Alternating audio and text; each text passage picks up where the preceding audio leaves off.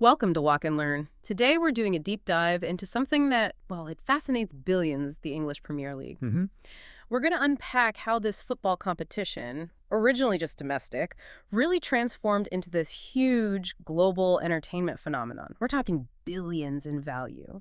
Yeah, what's really interesting, I think, is how fundamentally different it is from other big leaguers. Things like its international income streams, Right. its pretty unique way of sharing the money, and just its massive cultural export power. It's quite something. So our mission for this walk is to give you the essentials, kind of a shortcut to understanding its incredible success story. We've looked at UEFA reports, academic work, industry analysis. Good mix of sources. Exactly. Yeah. So let's dig into the key nuggets. To really get it, you almost have to go back to the start, its formation. Our sources point to a pretty radical move in 1992. Oh, absolutely. It wasn't just putting a new name on it.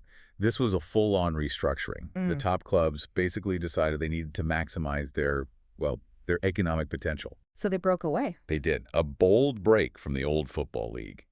They set up a lean two-person board and, crucially, this one club, one vote system for decisions. Which must have streamlined things compared to before. Massively. It fostered unity, sped up decisions, way different from some other leagues.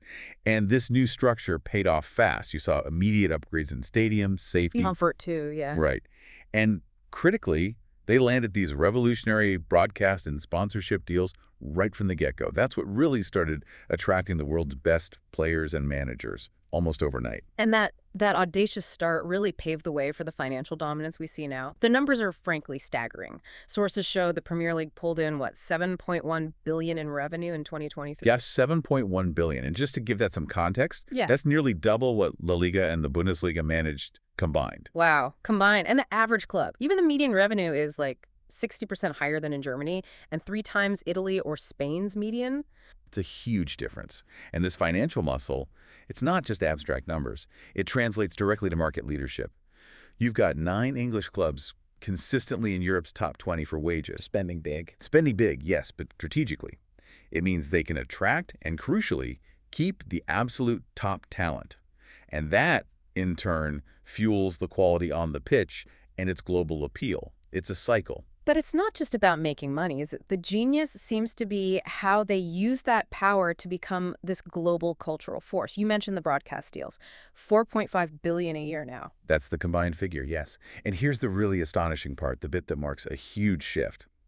For the first time, the money coming from international rights actually overtook the domestic income. That's a major tipping point. It is, and it's unique. It makes the league less dependent on the UK economy, makes it incredibly attractive to global investors seeking, stability and worldwide reach. And the audience figures reflect that, a cumulative audience of 3.2 billion across 188 countries. It's incredible reach.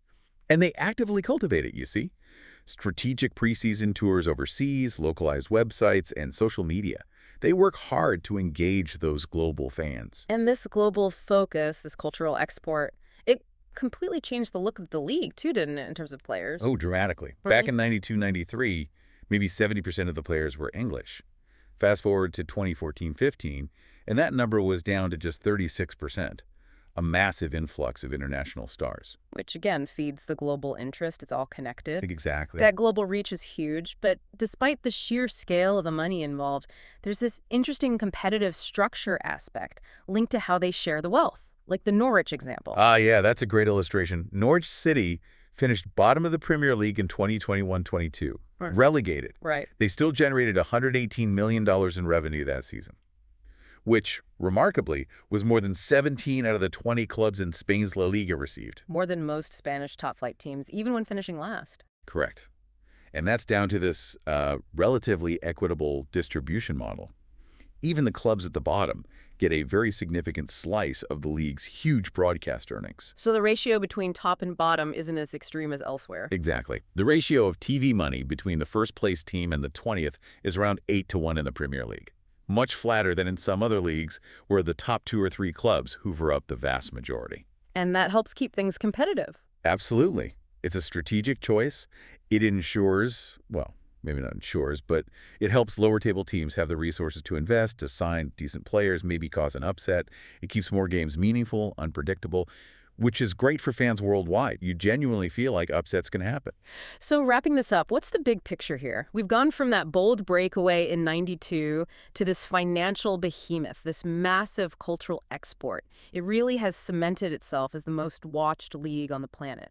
I think this deep dive really underlines the smart strategic choices they made. That governance structure early on, the revenue sharing model, the really aggressive, smart international marketing, it all combined to create a scale and maybe a resilience that no other league has quite managed to match. It's a pretty remarkable story, isn't it? How vision, innovation, and that global outlook can just completely transform a sport. It is, but it does raise a really interesting question for the future, I think. As the Premier League keeps growing, expanding its global footprint even further, can that unique model, the one that fostered competitive balance in those deep cultural roots, can it actually survive? Or will the constant pursuit of more growth, more money, inevitably start to change its fundamental character? That's definitely something to ponder on your walk. Thanks for joining us on What and Learn.